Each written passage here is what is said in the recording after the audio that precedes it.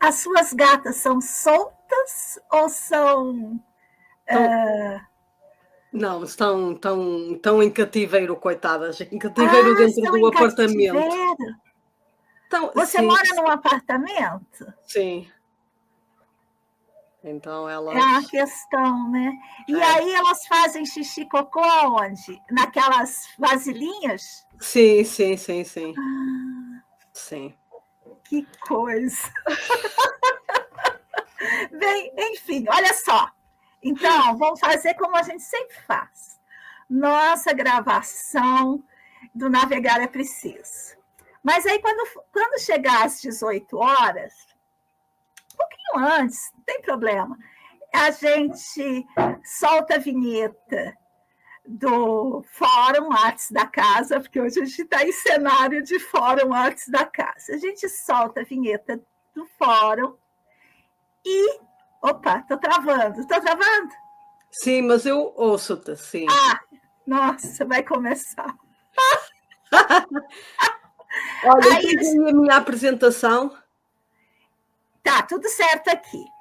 Aí a gente organiza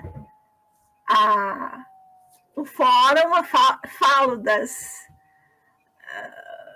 programação e tudo, certo? Certo. E depois a gente volta nós duas, organizamos as nossas coisas, colocamos a nossa própria vinheta.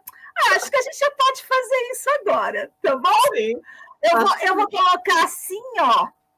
Vou colocar assim e coloco uma musiquinha. Tá? Daí da musiquinha, ó, já vou colocar. Eu vou soltar aquela vinheta. Uma pergunta. Faz artes manuais? Nós fazemos. Quer um grupo de apoio e partilha? Nós somos. Desejando alguém para pensar junto contigo sobre artes manuais? Nós também. Desejo garantido, pesquisa, escrita criativa, conhecimento científico, prática e aprendizagem das técnicas, exercício oficimeiro, história, sociologia, antropologia, artesania, filosofia, economia. Fazendo conhecimento em artes manuais o mais potente dos afetos. Eis o meu maior desejo. Vem! Nosso link está na descrição. artesmanuais.arte.br. Gente querida, alegria do encontro. Estou aqui nesse ativismo delicado por uma estética da vida viva. Hoje para o Fórum Artes da Casa, que na verdade é o Navegar é Preciso.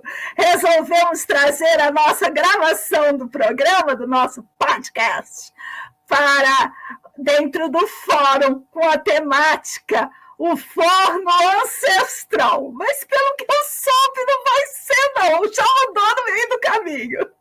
Mas vamos lá, trago a nossa querida para cá. Dulcinea, você viu que loucura que está meu computador? Como é que você está, meu bem? Eu já sei que está cuidando da casa, cuidando dos gatos, se organizando. Conta mais. Foi uma correria agora, e eu a limpar aquilo tudo à pressa. Ia chamá-lo, fiz enfim, uma recordação à reunião de ontem, não é?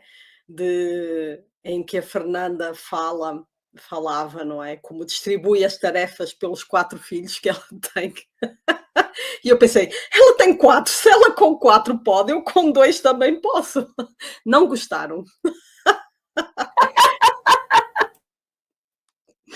Portanto, não gostaram os meus filhos de serem chamados para limpar.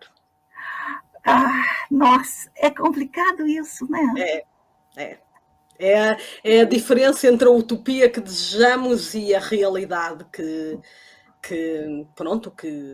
construímos também com todos. E a gente não tem fôlego, digamos assim, para deixar que a bagunça se estabeleça, que os cocôs das gatas se espalhem pela casa toda, que a xixizada fique para todo lado, até que alguém que não aguente mais tome uma iniciativa que não sejamos nós. Sim.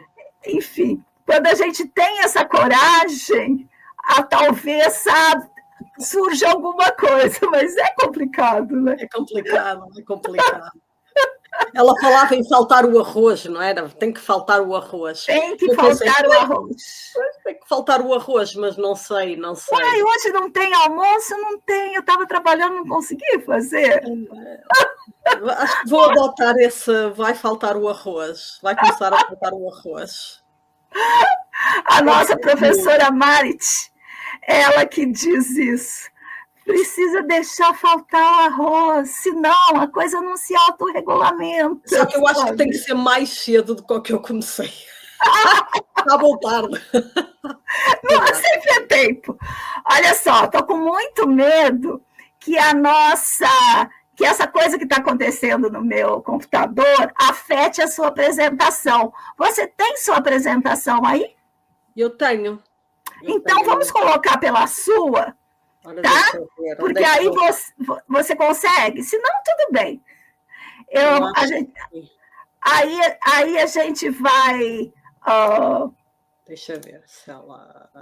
Que a minha tá doido, meu computador tá doidinho aqui, tá se mexendo sozinho. Se você não conseguir, a gente vai.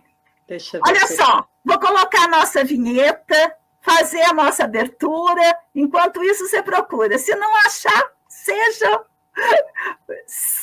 tranquila. O que é que costumas abrir? O PowerPoint ou o PDF? Não, tem que ser o PDF.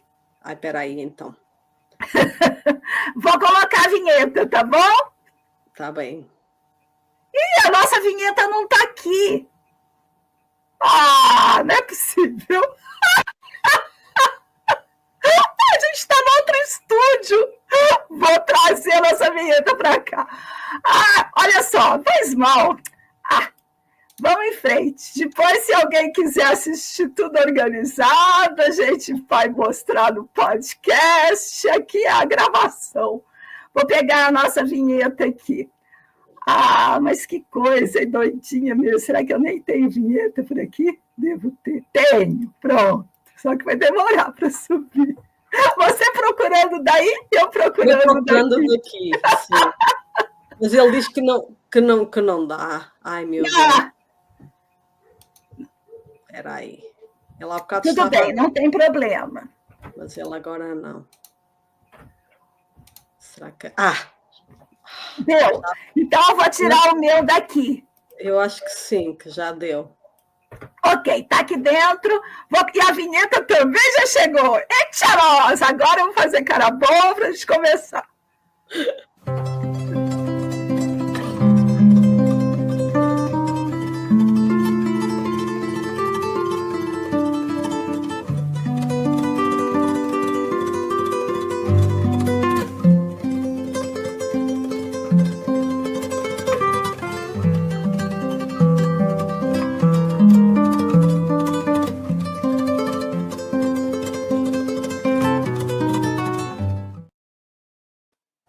Gente querida, alegria do encontro, estou aqui nesse ativismo delicado por uma estética da vida viva. Hoje para o 7º episódio do nosso podcast, Navegar é Preciso. E comigo, direto de Portugal, ela, Dulcineia Pinto. E eu, como sempre, aqui no outono, e ela da primavera. Ela de manga curta e eu de lenço. Aqui de Juiz de Fora, Minas Gerais, Brasil. Dulcineia, querida, como chega? Chego bem, muito animada. Eu estava com saudade das nossas gravações. Faz um tempão que a gente não grava. Adorei escutar a nossa vinhetinha. É verdade. Gostoso, né? É verdade. Também tenho tido tanto que fazer, não é? E tu deste-me estas férias. Como é que está o mestrado? está quase no final. A Ai, próxima. que bom, eu vou adorar isso. Eu também vou adorar. A próxima semana, portanto, esta semana, não é? Esta semana que vem é a última aula assistida que eu vou ter. E depois só tenho que trabalhar no relatório e está terminado. Você escreve um relatório ou uma dissertação? É um relatório de dissertação, é assim uma mistura entre ambos, porque tem um enquadramento teórico, como eu é sobre a imagem, não é? Sobre a imagem nas aulas de história, e depois tenho a outra parte prática, em que eu apliquei exercícios das aulas com aquela metodologia e faço a leitura também dos resultados. Muito bem. Quando for a defesa, eu aviso, claro. Agora é tudo será online. que vai transmitir? Sim, é tudo online agora. Então eu quero assistir, viu? Tomara que eu consiga. E vou chamar toda a gente. Faz muito bem, faz muito bem. Olha só, o que você preparou para nós hoje? Então, eu não sei se isto já dá para pôr ou se tens que... Não, sou eu que coloco, você só muda. Tá bem, tá bem. Mas você já quer colocar? Se quiser, sim. Tá bom, então eu vou colocar. Aí você mesmo pode mudar. Olha só que lindo. Pois é, agora dá. Agora você que mexe. Então, eu nesta preparação, como eu disse ontem, não é? Nós tínhamos falado no forno ancestral e naquelas... Olha só, gente, o ontem da Dulcineia é o ontem do Fórum Artes da Casa. É verdade. E isso que ela está falando, que disse, é da abertura do Fórum Artes da Casa. Se você está assistindo esse programa em 2150, já sabe, é só fazer o processo de arqueologia que você não se encontra. Exatamente.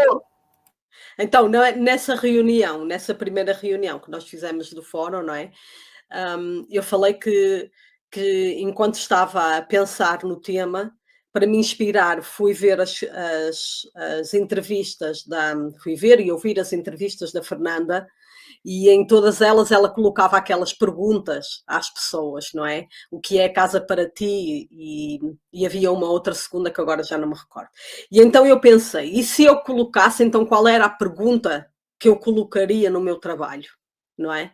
E então eu coloquei... que interessante! Foi isso que eu pensei. Por isso foi tão importante ouvir a Fernanda. Legal. E ouvir também as pessoas que responderam na sua simplicidade. As respostas delas eu agora trago também, por isso acho que as pessoas devem ir ver as entrevistas que a Fernanda fez, porque eu também estava a vê-las enquanto pensava e construía o meu PowerPoint, como é que eu haveria de englobar o conhecimento dessas pessoas e aquilo que elas sentiam na minha apresentação. Então a minha pergunta foi, e se a casa for uma pré-condição para a existência no sentido ontológico? Ou seja, eu vou repetir, tá? Vou ler e vou repetir. E se a casa for uma pré-condição para a existência no sentido ontológico? Ou seja, no sentido ontológico, no sentido de tornar-se o que se é, né? No sentido de como você se constitui. Muito bem, traduzindo português para português. Peço muita desculpa. Não é bom, porque também eu achei que é uma pergunta extremamente fundante. Essa pergunta, a gente poderia ficar nela para sempre. Sim, para sempre. É uma pergunta que nos move. Muito bom. E eu acho que permeia os estudos da casa. Sim. Eu não tinha ideia de que permeava tão profundamente os estudos da casa, porque primeiro eu pensei no título A Casa como lugar de existência, não é? Então esta casa como este lugar onde nós existimos.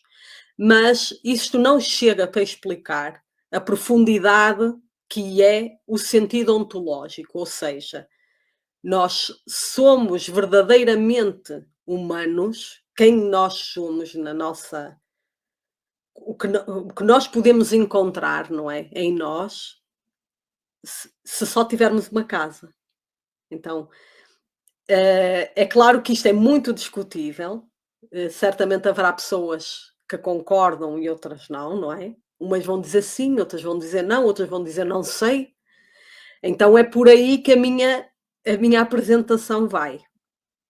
Então eu também dialoguei com um autor que li um artigo sobre a paralaxe da casa, muito interessante. E no fundo ele também apresentou a casa neste sentido ontológico, porque tal como tu já referiste, não é? Bachelard refere, então ele cita Bachelard, ele cita Heidegger e outros autores que eu também vou citar. E então eu achei que seria interessante. E essa casa foi então a casa que o meu marido herdou, não é? E que nós estamos a renovar. E era das mesmas pessoas que tinham o forno. Então nós herdamos a casa e parte do forno. Deixa eu então explicar a questão do forno, porque numa das reuniões, vocês vão ver, quem assistir todas as reuniões, numa delas, a Dulcineia trouxe uma experiência que ela teve com um forno ancestral, com um forno de herança que eles herdaram. E aí, toda uma tradição de forno. E a gente tinha combinado, nós duas, de conversar sobre o forno. Mas é tanta coisa, ela gravou muita coisa, eu gravei, que acabou que isso se perdeu. Eu fiquei com o forno, fui lá nas coisas, peguei a imagem do forno dela, fiz a capa. Mas a gente combinou assim: manter aqui essa capa para o Fórum Artes da Casa. Que já estava tudo pronto quando eu soube que não seria o forno. E nós gravarmos para o nosso podcast Navegar é Preciso um episódio sobre o forno, trazendo as fotos do forno, falando sobre essa experiência. Então foi isso. Então, só para fazer esse pequeno esclarecimento. E depois, pronto, eu é que baralhei isto tudo, não é? Porque depois comecei a pensar Achei bom. Mas o próximo episódio será com o forno e até com ideias novas, porque neste artigo, depois vamos ver aqui o final da apresentação, e então também faço essa ligação ao forno. Então há esta frase: a casa carrega sentidos existenciais, e, inclusive, correlaciona-se às temporalidades dos indivíduos ou dos coletivos. Então este autor fala em vários aspectos. Eu vou ler novamente, tá bom? A casa carrega sentidos existenciais e, inclusive, correlaciona-se às temporalidades dos indivíduos ou dos coletivos.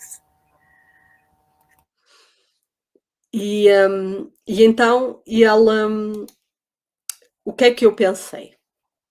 Pensei em fazer aquilo que eu estou a fazer um pouco no meu trabalho na escola, com os alunos, em que eu levo uma imagem e depois deixo que eles pensem sobre a imagem. Então eu trago aqui esta imagem de soldados a descansar, soldados portugueses na guerra colonial, a descansar numa viatura em Moçambique. Imagem da Companhia do Batalhão de Caçadores Paraquedistas 32, publicada no site Aveiricultura. Então, nesta imagem, nós vimos estas pessoas a dormir, estes homens a dormirem na viatura. Foi muito interessante porque, à medida que eu ia ouvindo as entrevistas da Fernanda, algumas pessoas referiam, então, a casa como um lugar de proteção, onde podiam descansar. Então, essa primeira frase é: a casa como guardiã do sono. E quando eu pensei a casa como guardiã do sono, pensei em todos os lugares onde as pessoas dormem que não são casas.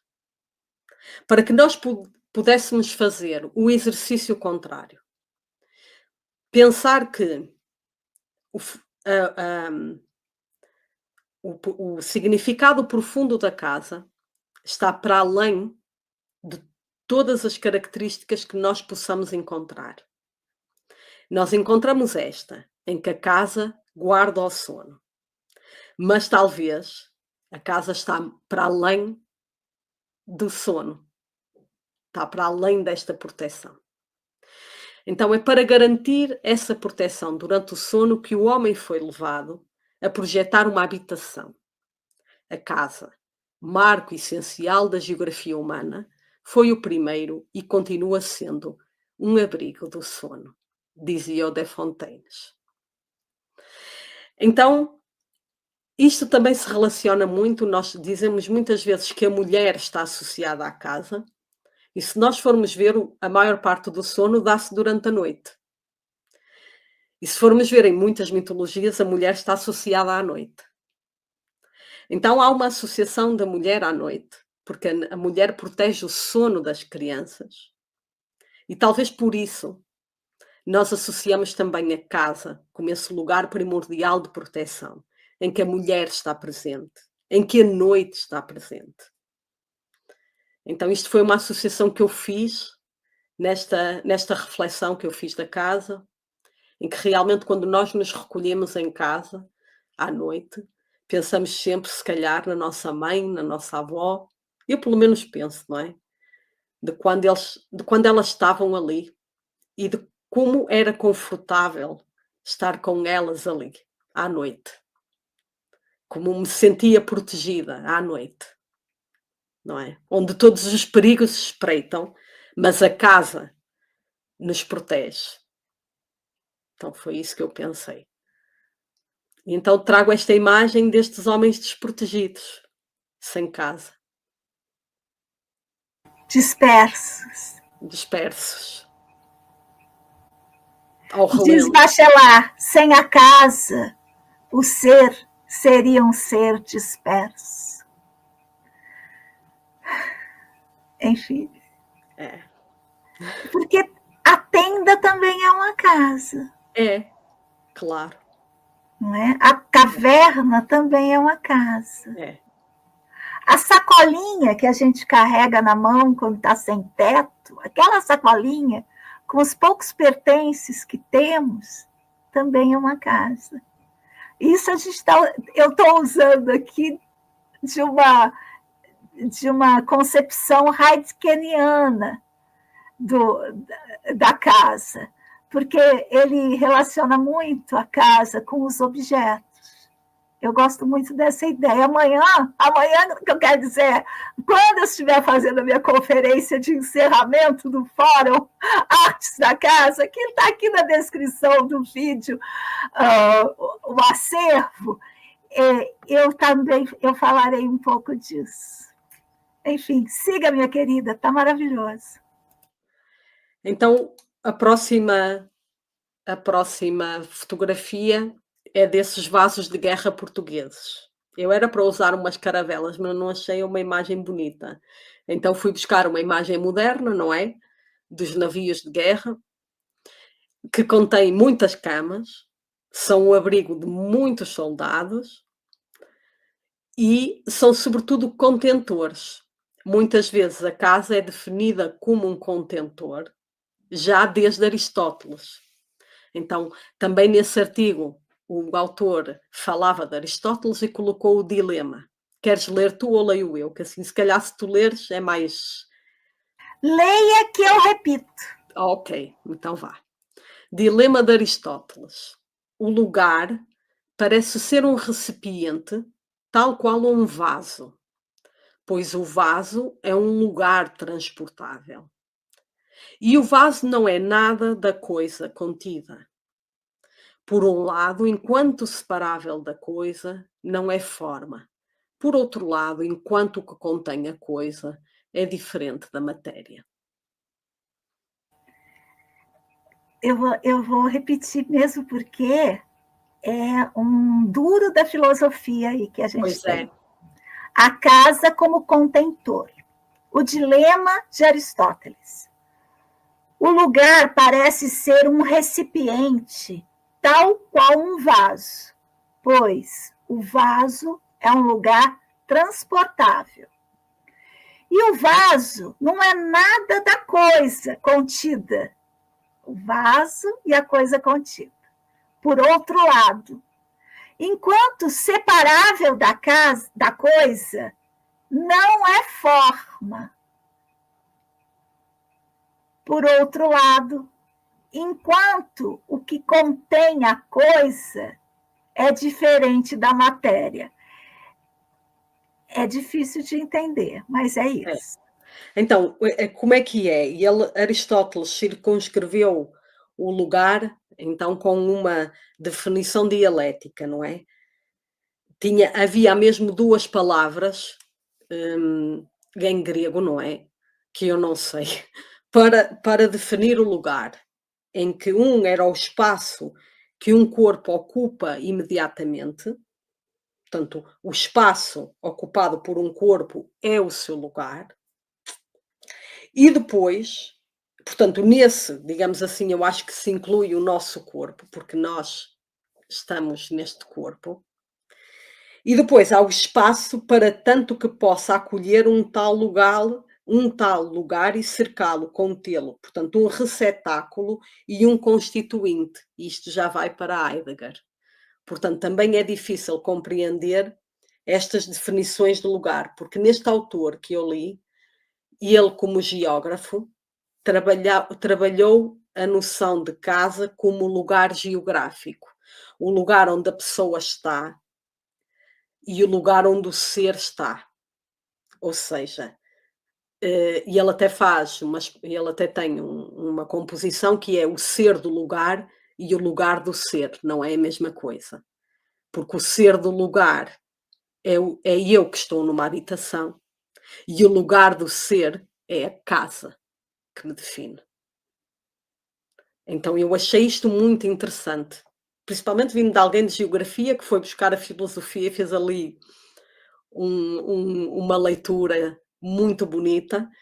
E então eu trouxe também estes vasos de guerra, sobretudo porque se chamam vasos. Eu primeiro pensei num tanque, mas não encontrei uma fotografia de que eu gostasse. Primeiro pensei num tanque porque muitos soldados dormem no tanque, vivem no tanque, e o tanque é a sua habitação durante algum tempo. Então também aqui o navio de guerra é a sua habitação durante um tempo. O que não quer dizer que seja a sua casa, não é? É o lugar onde o ser está. O ser está naquele lugar. Tem várias coisas aí. Tem várias coisas. É um nó. É. Então, a gente tem habitar, tem a noção de lugar, tem a noção de corpo e tem a casa.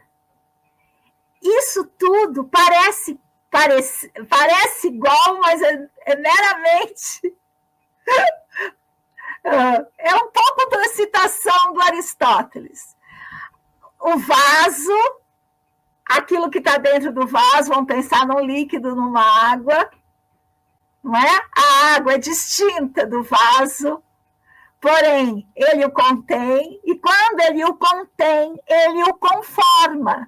Conforma a água, aquilo que está dentro do vaso, fica na forma do vaso. Então, a gente está falando de várias coisas interessantes, e eu acho que esse autor também está afetado pelo pensamento de Heidegger, porque ele está fazendo essas distinções e esses deslocamentos da casa arquetípica, aquela do telhadinho que a gente desenha quando é criança, para outras habitações, como faz o Heidegger. Vou colocar a sua apresentação de novo, só quis tirar isso, porque às vezes pode dar um nó, e dá um nó, mas é tão importante isso para a nossa pesquisa. E também foi muito bom o que tu disseste, porque eu não tinha pensado nisso, mas quando tu explicaste tão bem essa questão do vaso que conforma a água, eu creio que é essa a ideia que também está subjacente à casa. Porque a determinado momento a casa conforma o ser que estiver lá. Ela também vai definir, ela vai informar aquele ser que vive ali. Portanto, por isso é que este lugar de existência é tão complexo. Nós somos complexos, nós somos seres muito complexos, eu acho. Então, é claro que há coisas parecidas com os animais, mas nós estamos para além dessas casas orgânicas, porque nós nos conformamos às casas orgânicas e às vezes mudamos de casa e tornamos-nos a conformar, e tornamos a mudar e tornamos-nos a conformar. Então vamos nos tornando uma multiplicidade de coisas, de casas, de memórias, de arquivos constantes, permanentes. E depois, quando olhamos para nós mesmos, temos dificuldade de nos reconhecer em todos os arquivos, em todas as memórias, em todas as casas, não é? Digo eu, não sei. Você sabe que eu estava pensando nisso essa tarde, eu estava arrumando a minha apresentação de amanhã. E eu estava pensando justamente na questão dos objetos, porque eu descobri nesse fórum exatamente o meu conceito de casa tem a ver com os objetos. E aí eu estava pensando naquela citação que diz o ser humano e suas circunstâncias. E eu estava pensando em nós e nossos objetos. Porque, diferentemente dos animais, nós não vivemos sem objetos. Você está na primavera. Estaria nua aí? Não estaria. Mesmo que se fosse andar daí até a padaria nua, descalça, não conseguiria. Mesmo que você estivesse numa floresta, tivesse na sua toca e fosse até a árvore de, sei lá, manga, pegar uma manga, você também não conseguiria. Você teria de ter uma proteção, se você fizesse isso sempre, para proteger esse pé, você construiria uma coisa para pegar aquela manga lá do alto. Enfim, nós vamos tendo as nossas extensões. E as nossas extensões, elas são objetos. E essas extensões significantes para nós, necessárias para nós, elas são a gente. Então, a gente não é quando está pelado, sem nada. A gente é como os nossos objetos. Enfim, eu estava pensando nisso. Sim, não sei nem se atravesso. Sim, nós criamos o objeto e depois ele conforma-nos. Nós criámos-los e ele revela-nos, porque nós acabamos por nos tornar aquilo também. É isso que eu acredito. Eu acho que é um pouco da discussão do ovo e da galinha. É o ovo, primeiro a galinha, primeiro é o objeto, primeiro. Eu acho que é uma composição. Não tem supremacia. Eu acho que é uma composição. Não há necessidade de, apesar de estarmos usando o rei das hierarquias, que é Aristóteles, não temos necessidade de colocar isso numa categoria hierarquizada. Somos junto aos nossos objetos, mas eu acho que produzir afeto por eles, reconhecê-los como fundamentais, não como inimigos, aquelas coisas, aqueles arquivos, aquelas coisas todas estão me entulhando. Não, eu sou com elas. Então, reconhecer esse afeto fundamental, essencial, primeiro, talvez mude toda a conversa. Bem, enfim, continua aí, porque eu estou te usando para preparar minha conferência de amanhã. Isso não pode. Muito bem. Vou colocar de novo aqui sua apresentação. Então vá. Então, depois vem aquela grande ideia, não é? Que muitas pessoas também falam, que é a casa como o lugar de abrigo. E então eu lembrei-me, até porque uma das minhas aulas, e este ano foi sobre a Primeira Guerra Mundial, muitas aulas foram sobre a Primeira Guerra Mundial e sobre a Segunda, porque eu estou a dar o 12º ano, e então lembrei-me logo das trincheiras.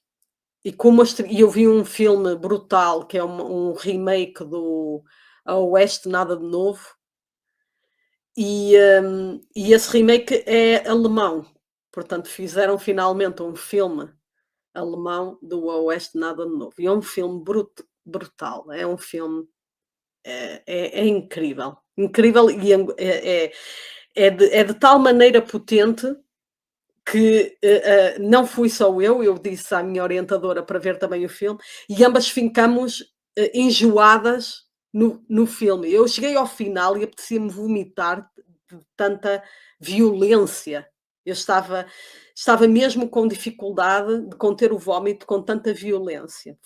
É um filme terrível e ao mesmo tempo necessário. E então eu lembrei-me logo das trincheiras, que foram um abrigo de milhares de soldados que morreram nas trincheiras e para qual as trincheiras foram a última casa onde estiveram, o último abrigo onde estiveram. Não sei se foi a última casa, mas foi o último abrigo onde estiveram.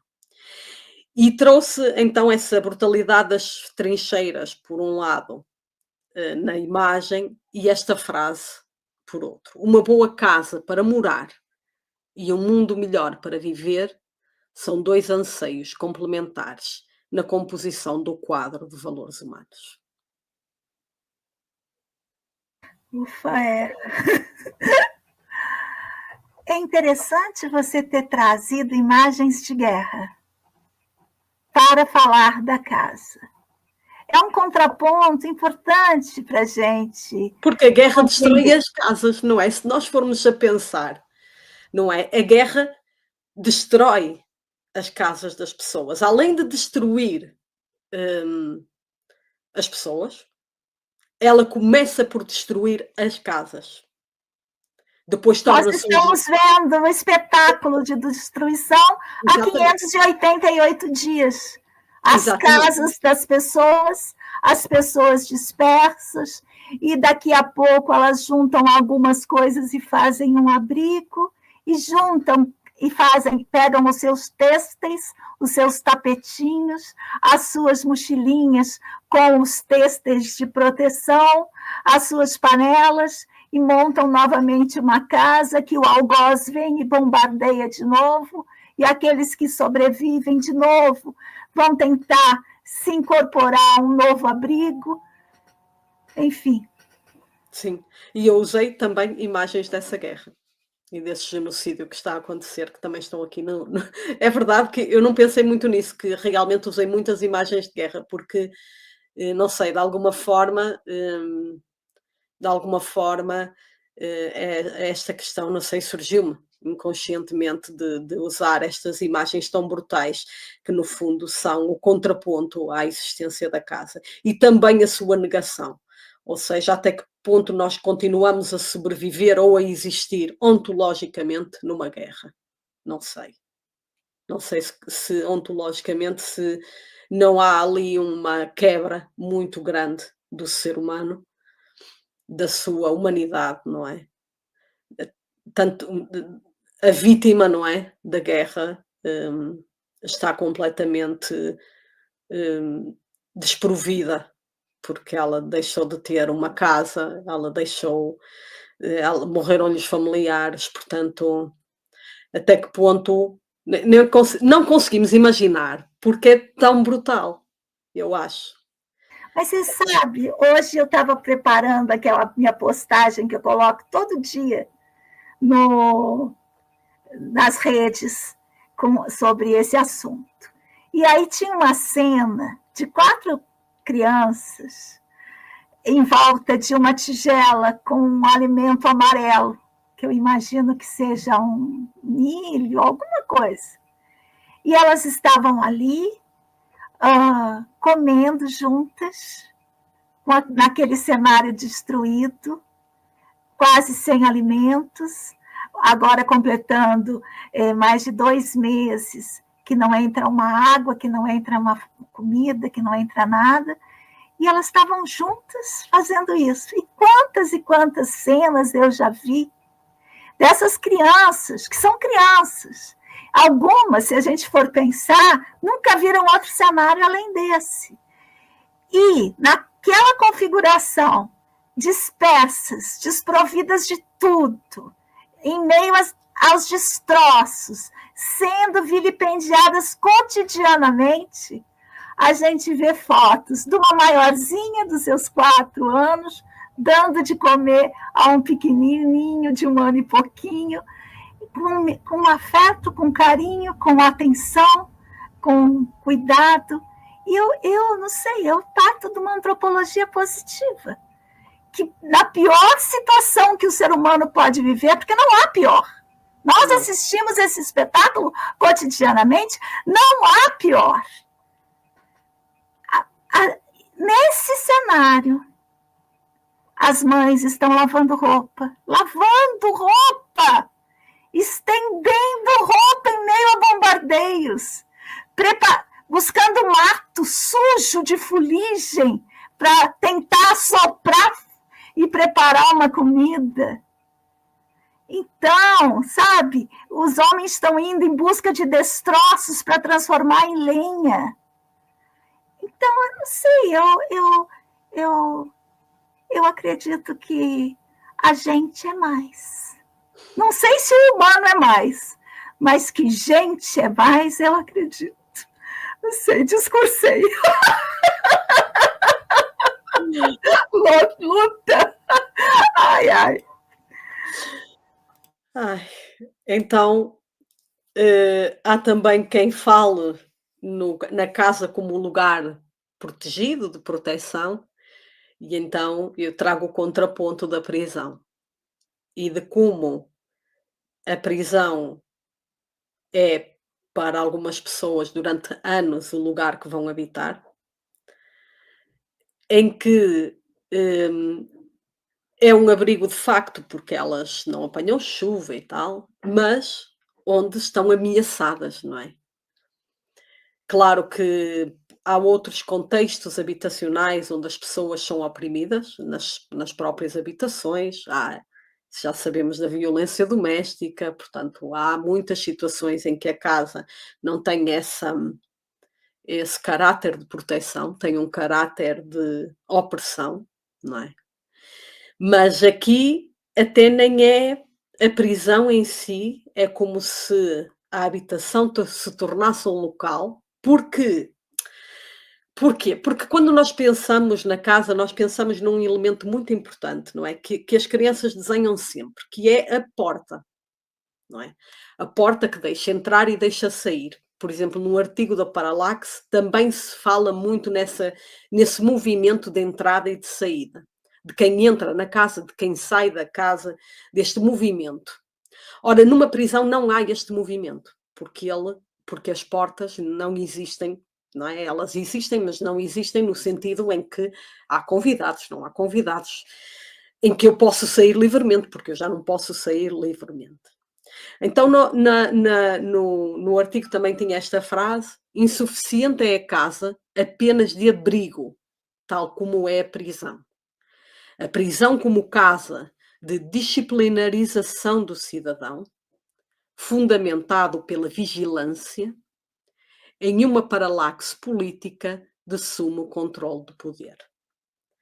Em algumas casas, as crianças também são hipervigiladas pelos pais, também são hiperdisciplinadas pelos pais, em que há um sumo controle e, portanto, quando nós vemos crianças que são traumatizadas, temos que pensar que a casa delas não é uma casa, foi uma prisão.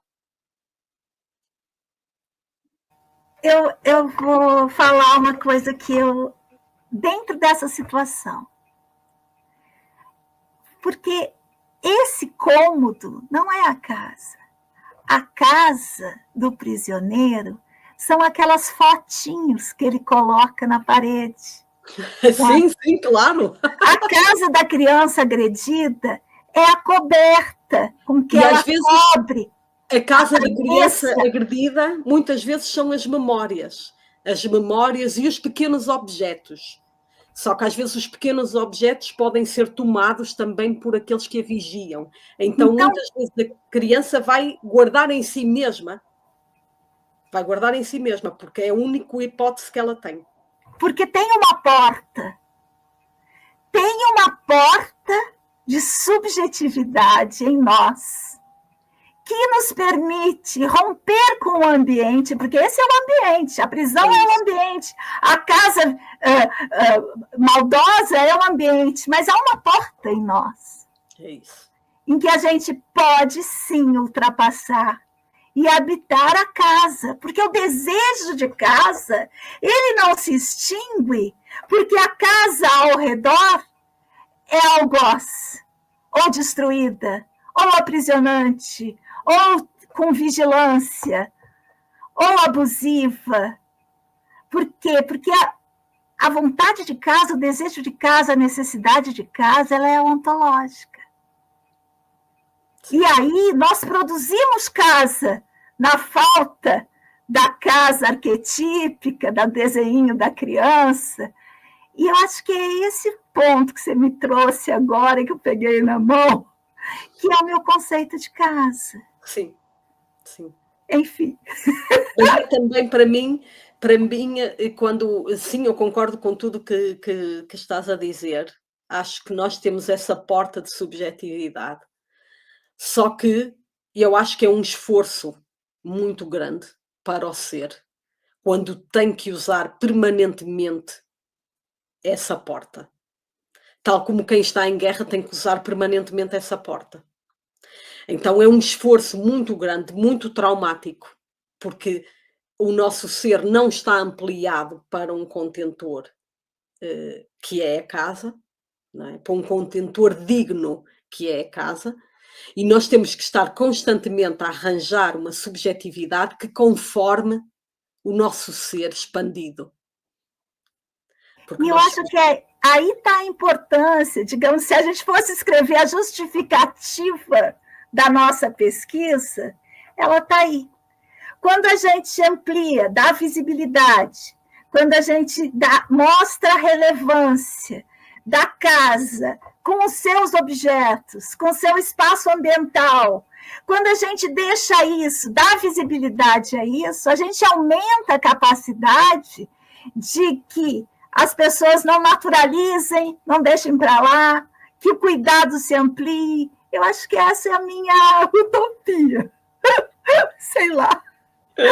Ai, não quero te atravessar tanto, mas vou passar aqui para você. Está ótimo esta nossa conversa. Então eu trouxe esta imagem daquele conflito, do século XXI, não é? Espero que seja de facto o maior do século XXI e que a gente não caia num maior ainda. E trouxe... Temos 57 desses hoje em dia. Mas esse é o mais espetacular, porque é o mais visível. Sim, claro. Claro que sim. E porque eles estão confinados. Sim, num território muito pequeno. Num território pequeno, que é um bairro aqui de Juiz de Fora. Sim. E não tem como sair. Não tem autorização para sair. Enfim. E então eu trouxe há um cantor que eu gosto muito, cabo-verdiano, que canta e é o Euclides, o nome artístico é Euclides, e ele tem esta música que é a Quarta-feira. Eu gosto muito, muito desta música. E trouxe este trechozinho dela. Então diz assim: que dia é hoje? Sei que já vai na quarta a contar do fim. Fiz a cama no Sheol, mau lençol. Até que um grito me alarmou. Eu morrer de escuridão. Então convido a quem ouvir a pôr a quem nos está a ouvir, a pôr no YouTube e a ouvir a música cantada pelo Euclides. Vou colocar no nosso site, tanto lá no Navegar é Preciso, quanto no Fórum Artes da Casa. É e aí tem um livro que eu acho que eu vou colocar também, de um escritor, que agora eu não vou saber pronunciar o nome, que está nesse lugar que ele viveu em Gaza, que ele diz assim, no contraponto do verso do Euclides: quero estar acordado quando eu morrer. Esse é o título do livro. Então, eu acho que tem aí alguma coisa. Então, esta música impacta-me muito, sobretudo por este trecho de fiz a cama no Sheol. Portanto, fiz a cama na minha sepultura. Um mau lençol, como quem? Como? Porquê? Porquê é que eu me posicionei neste lugar de escuridão? Porquê é que eu fiz a minha cama no pior lugar possível? Claro que não... as pessoas que estão a vivenciar esta guerra, coitadas, não escolheram aquela situação. Mas, ao mesmo tempo, não é? Nós vivemos tantas situações em que escolhemos e em que vivemos num mundo extremamente... que não desejamos, não é? O mundo, eu não desejo este mundo e, no entanto, cá estou, não é? Portanto, fiz a cama no Sheol também. No sentido em que vivo num mundo que não reflete aquilo que eu realmente desejo, não é? Não tenho aquilo que eu realmente desejo, que não era isto de todo. Agora eu vou me contrapor novamente. Vivo nesse mundo o desejo e afirmo com toda a sua escuridão. É a velhice, sabe, Dulcineia? Daqui a 25 anos, quando você chegar na minha idade, você vai sentir isso que eu sinto hoje. Não queria morar em outro mundo, só nesse. Porque aquilo que eu faço, esse mundo me conformou a transformá-lo, a fazer dele outra coisa. Não queria morar em paraíso. Que tédio! Eu gosto da luta. Eu gosto eu tenho desejo, gana, por transformar a realidade onde a gente habita. Essa é a minha vocação, sabe? Essa é a minha vontade. Então, o mundo confuso é um prato cheio para quem quer transformar. Então, um pouco isso. Então, trago esta foto da minha casa, também aqui com esta outra casa em assim, de um pequeno inseto, não é? A aranha que fez ali a sua teia. Não é porventura a casa, em todos os países, um dos sinais fiéis da mentalidade daquele que a habita. Com isso mostra-se tanto a relação da construção, quanto da constituição, unindo o corpo e a mente em uma densidade que eleva a casa aos sentidos físicos e metafísicos. Então é o que temos vindo a falar, não é? Eu vou ler tá? Em português de Brasil. Não é porventura a casa, em todos os países, um dos sinais fiéis da mentalidade daquele que a habita? Com isso, mostra-se tanto a relação da construção quanto da constituição, unindo o corpo e a mente em uma densidade que eleva a casa aos sentidos físicos e metafísicos. Esse texto é seu? Não, este texto é também, todos estes trechos, menos um que depois eu vou dizer que fui eu, que dialoguei com o autor e então fiz como tu fazes e mudei uma frase.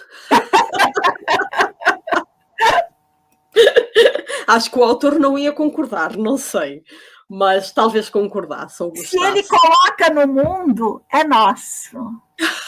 É isso. Então, mas todas as que eu coloquei até agora estão neste artigo da Paralaxe da Casa, que eu digo... O artigo também vai estar tanto no site do acervo do Fórum Artes da Casa, como lá no nosso site do Navegar é Preciso. E Todos eles moram no site do Ativismo Delicado, ativismodelicado.arte.br.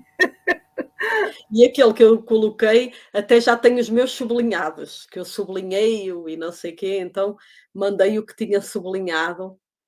É engraçado quando a gente faz assim também. Então, esta distinção importante, eu fui sacar esta fotografia de há muito tempo atrás, em que eu, numa escavação, na escavação provavelmente da minha vida, não é? Que foi a da minha tese de doutoramento, eu dormi na sondagem da escavação, no piso da ocupação, portanto, deste sítio. Neste lugar houve uma casa um dia, neste lugar onde eu dormi.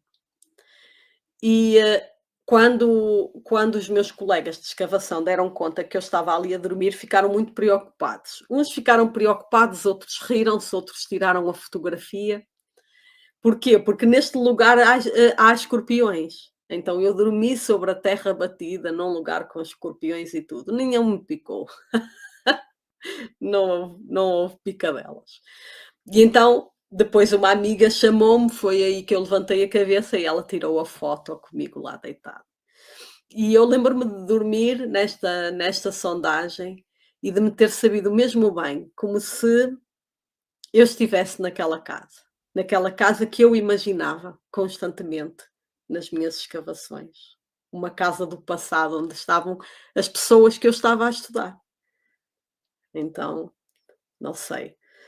Então, era uma casa de que época, Adu? É de 2500 antes de agora, portanto 500 antes de Cristo, para aí. Muito bem.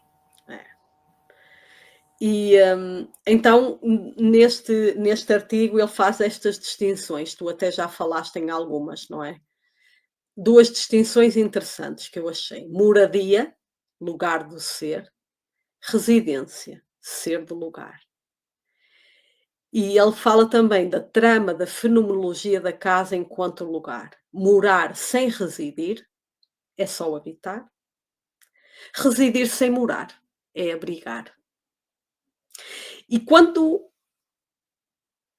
ele referiu isto, eu também pensei numa questão.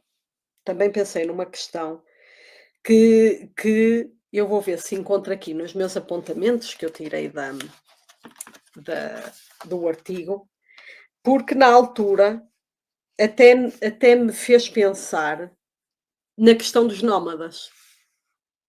Porque ele dizia uma coisa muito interessante que era a ver com o abrigo extremo e com o habitar extremo. Eu achei conceitos muito interessantes, conceitos que ele introduz muito interessantes em relação a isso. Deixa eu ver se eu encontro. Eu não li ainda, mas vou ler. Agora, essa trama que ele traz da fenomenologia da casa enquanto lugar. Morar sem residir, habitar. Residir sem morar, abrigar. Tem uma... E na minha concepção, digamos assim, de casa, tanto no habitar quanto no abrigar, a casa está, porque eu estou onde a casa está. A casa está onde eu estou.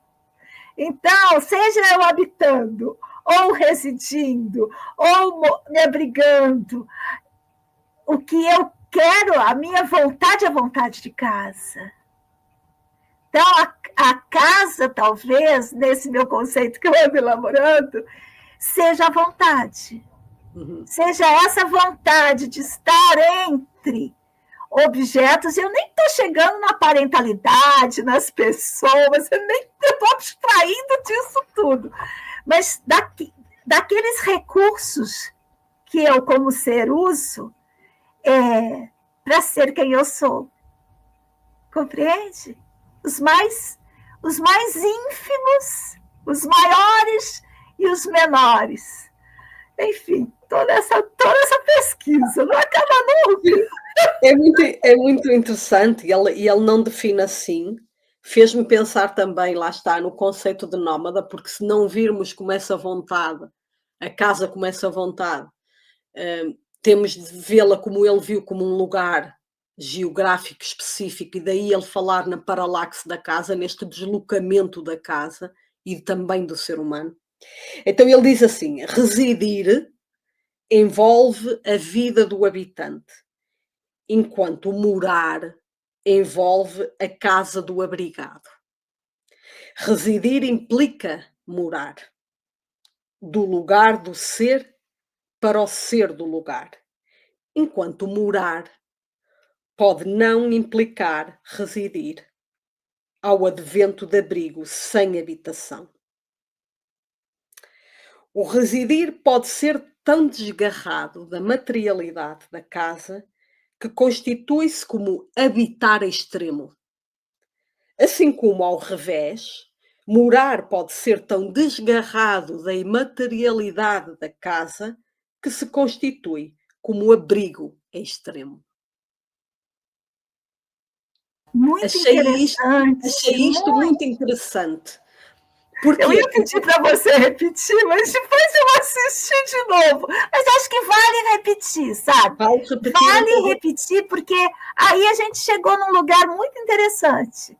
Esse conceito que ele atribuiu, essa qualidade que ele atribuiu de extremo, é interessante para nós. É interessante, sim. Então eu vou ler outra vez e depois até refiro o que é que me fez pensar. Porque, se calhar refiro antes até de ler. Porquê? Porque eu resido, né? Resido, já nem sei, já estou baralhada. Portanto, nesta casa que eu habito, aqui, há muitos anos, e eu viajo muito pouco. Eu viajo mesmo muito pouco. Há pessoas que viajam muito, mas eu viajo muito pouco. E o meu irmão, ao contrário de mim, viaja muito, muito. Nunca está em casa. Aliás, ele está a viajar desde o ano passado, que eu não o vejo. E está agora não sei aonde, também não sei onde ele está. Esteve na Tailândia, esteve não sei o quê. Sei lá, não sei onde ele está.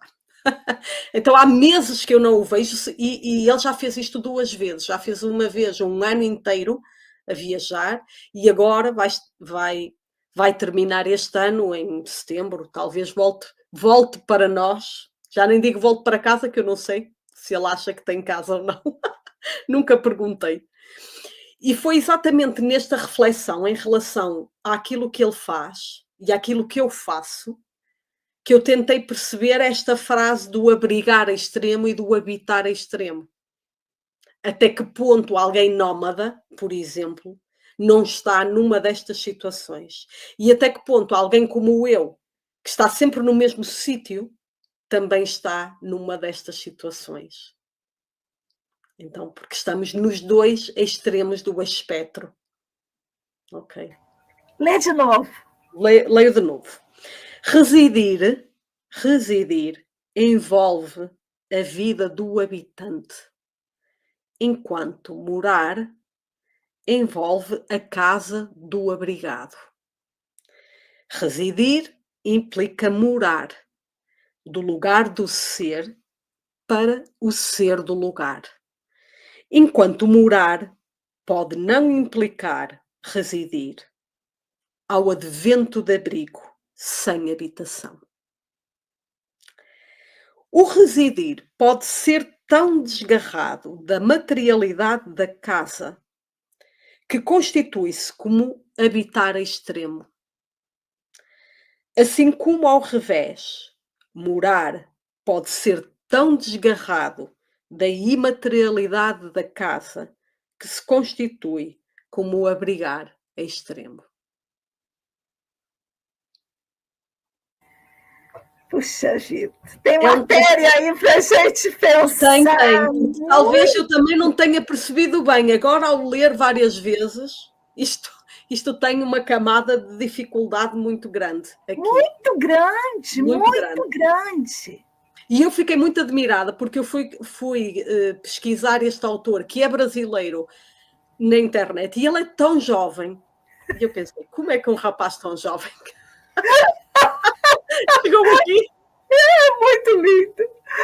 Muito bem, vamos em frente? Vamos em Hoje a gente extrapolou também, a gente está fazendo programa duplo.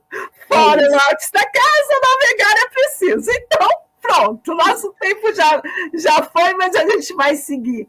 Porque, olha, é lindo quando a pesquisa chega num ponto de maturidade que a gente encosta nela. Daqui a pouco ela vai escapar de novo, mas a gente está encostando, sabe? É tão bom isso. Muito bem, colocarei aqui. Então, vamos lá. Então, este autor é o Jahan, não sei se é assim que se diz, Jahan Nathanael Domingos Lopes, através do seu artigo Paralaxe da Casa, o lugar do ser e o ser do lugar. Concluo, então. Eu mudei a frase toda. Esta foi a frase que eu... Não é a frase dele. Esta não é a frase dele, é a minha frase. Então, o sentido da casa, humano-casa e casa-humano, situa-se na trama da existência ontológica, que percebe o existir humano a partir da geografia diferencial da casa.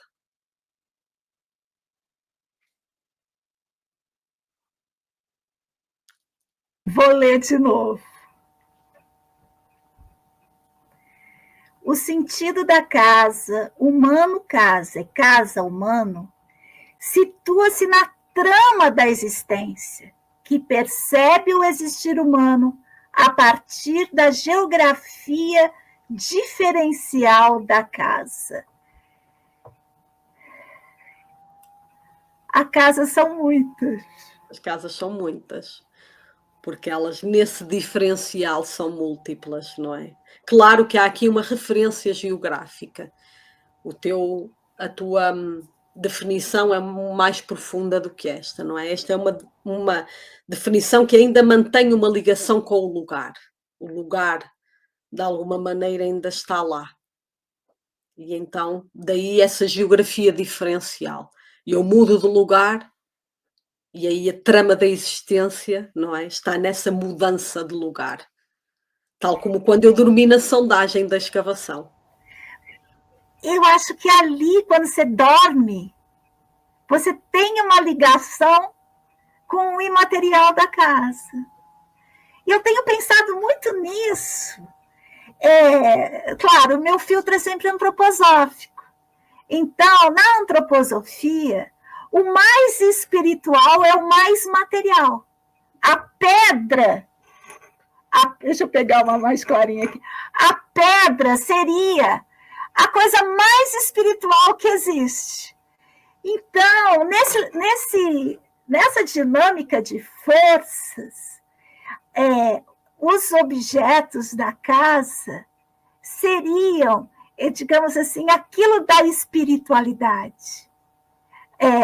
O meu corpo, com os seus ritmos, seria aquilo do etérico, do bios, e as relações seriam o astral, compreende? Então, eu estava juntando no conceito de casa esse imaterial que ele diz com o mais material, para também ultrapassar uma certa metafísica, para que a casa, com seus objetos imanentes, com as suas coisinhas, fossem também a tradução daquilo que tem de mais espiritual em nós. Compreendeu? Porque quando a gente vê o ser e suas circunstâncias, o ser e seus objetos, a gente também está vendo a sua espiritualidade. Sim. Bem, não sei. Estou viajando, a gente atravessando. Sim, temos uma visão muito semelhante, sim, acredito nisso. Então, eu pus esta blusinha que foi não é a primeira de verão que a minha filha fez para mim. Então... Pronto, está aí. E eu coloquei esse lencinho porque a paleta de cores dele é a paleta de cores que eu coloquei. Porque nas fotos que eu usei para as capas, para os anúncios do nosso Fórum Artes da Casa, são as fotos da minha casa e elas são nessa paleta de cores. Porque ela é barro e planta. Só isso a minha casa, não é? Sim. E com algumas coisinhas ali, um livrinho aqui, uma coisinha lá. Mas é isso. Então, puxa vida. Ai, que coisa linda. Eu adoro isso, sabe, Cineia? Adoro demais.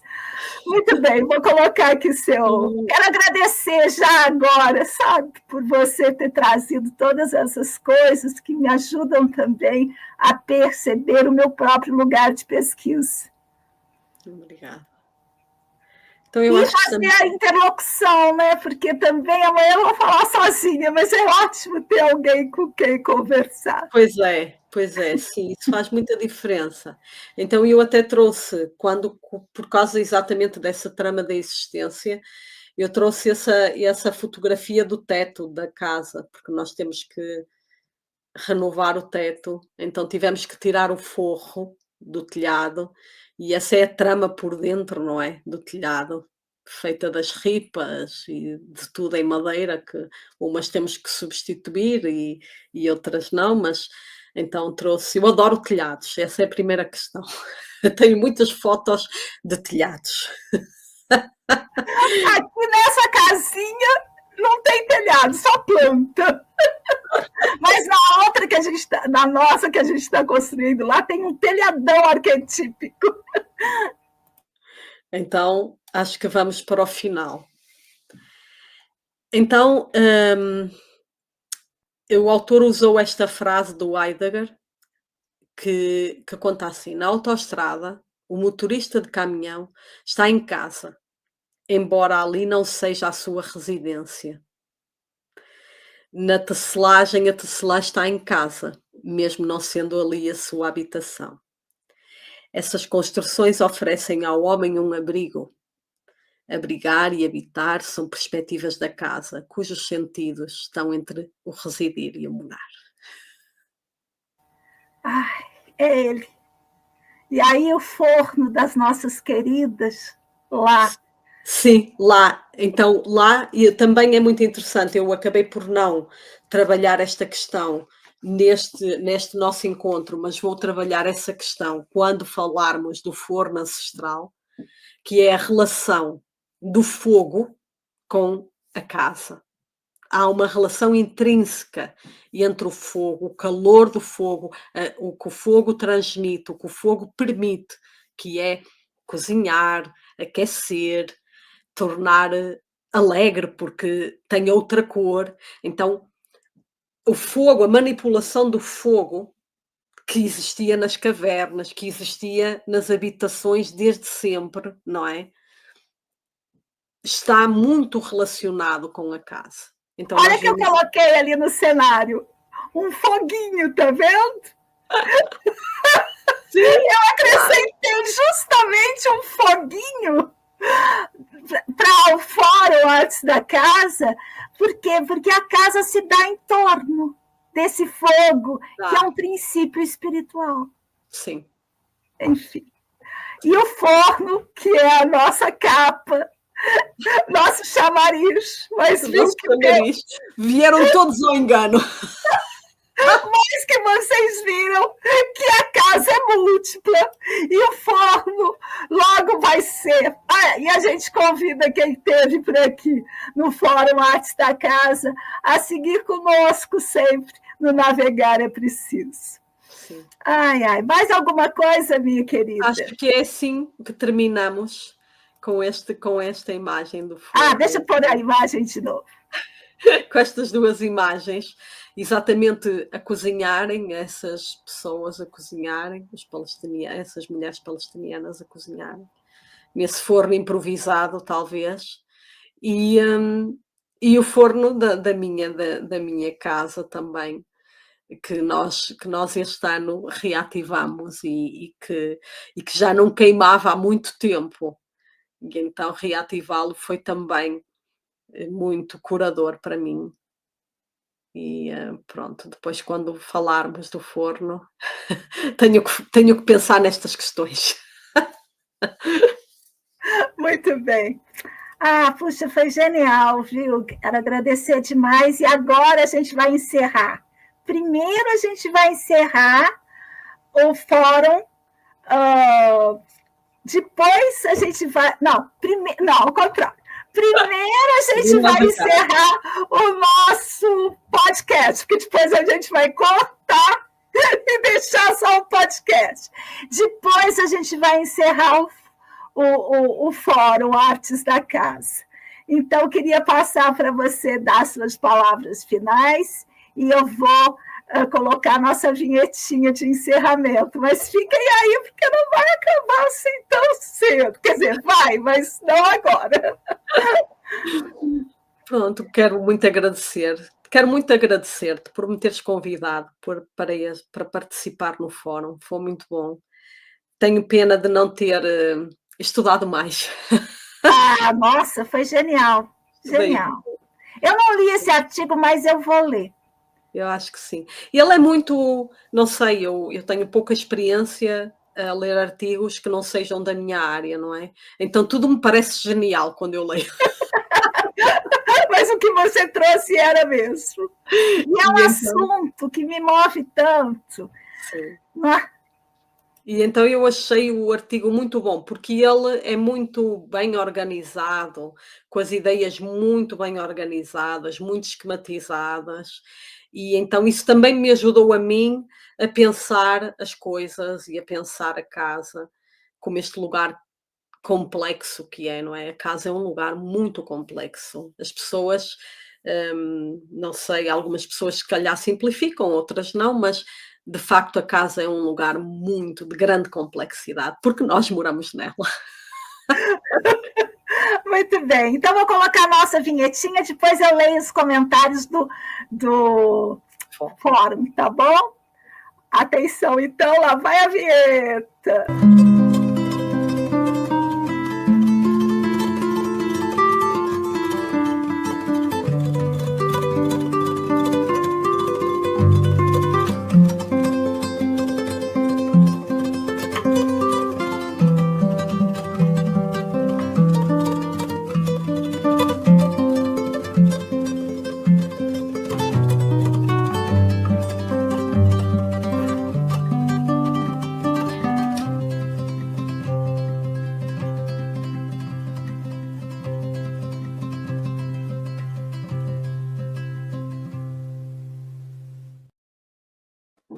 Muito bem. Então, gente, quero agradecer a Andréia, que esteve aqui conosco. Ela deu boa noite para nós, depois ela disse, live maravilhosa. E quero também colocar aqui um convite para vocês seguirem a gente no nosso podcast, que tá esporádico, mas é sempre às quartas-feiras. Eu anuncio no nosso Instagram, nas redes. Navegar é preciso, que eu faço com a queridíssima Dulcineia Pinto, direto de Porto, Portugal, e eu aqui, em Juiz de Fora, Minas Gerais. Por isso, quero agradecer demais e dizer, sigamos juntos, pois assim somos mais fortes.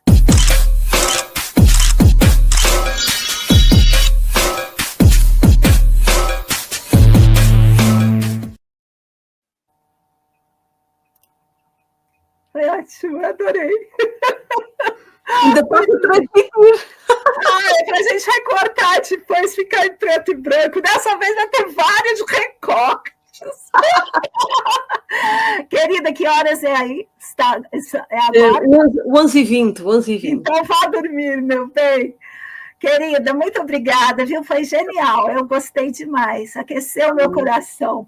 Amanhã vou ver as coisas. Olha só, termina esse mestrado logo, volta para o Navegar é Preciso, mais a miúde. Um beijo, vou terminar aqui.